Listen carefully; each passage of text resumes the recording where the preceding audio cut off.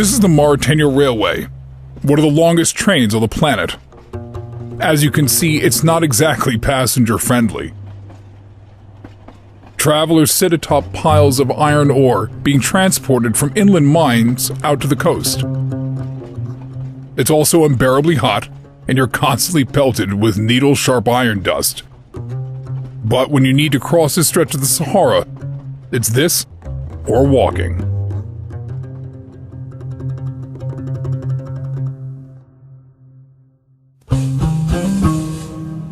My name is Addison O'Day, and I came here because I've always been fascinated by this land. A region that is harsh and desolate, but one with an incredibly rich and vibrant history. Traders have been journeying across this barren desert since ancient times, and it's always been a dream of mine to follow their path. Traveling throughout this landscape, it's easy to feel isolated. There's only one road, few settlements, and virtually no people. But once upon a time, long camel caravans crossed this land, ferrying salt south and gold north. Entire economies were built off these caravans, with rugged traders journeying through the desert from oasis to oasis. Desert springs like the Tergit here provided rest to those weary traders crossing the region, who began to traverse this desert as early as the 5th century. Imagine traveling for days on end through the scorching hot desert before coming across this scene. I, for one, did not want to leave. The next stop for traders probably would have been towns like Goudan, which sprang up in the 11th and 12th century. Towns like this one would have been beacons in the desert. Not only were they centers of trade, they were also centers of knowledge and learning. Today, the old town of Goudan lies in ruin, with just a few inhabitants remaining. But there's a town nearby that has not only managed to fight back against the advancing Sahara all these centuries, it also keeps a remarkable legacy alive.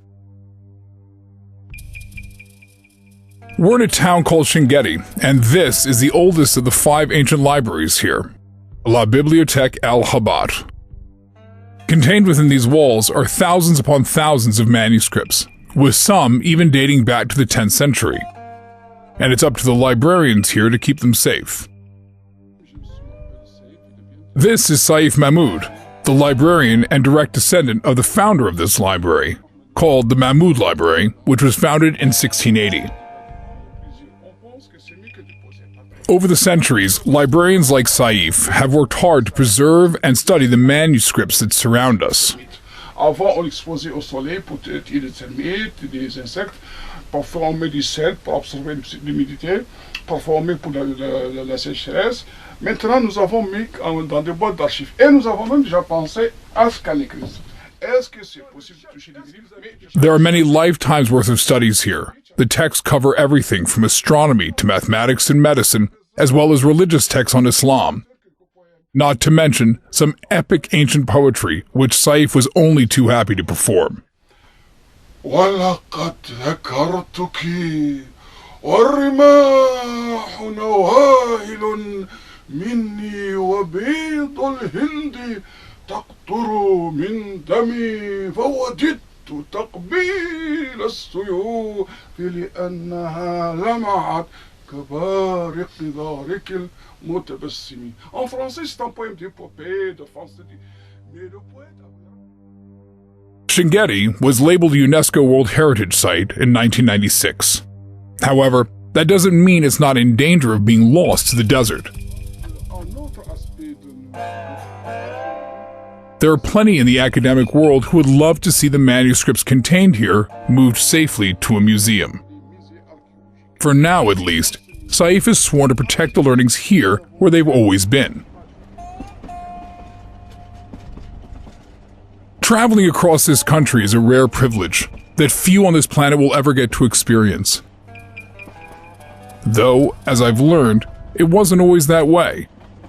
Mauritania's history is a story of movement, of nomads, traders, and travelers, crossing miles of some of the harshest environments on Earth.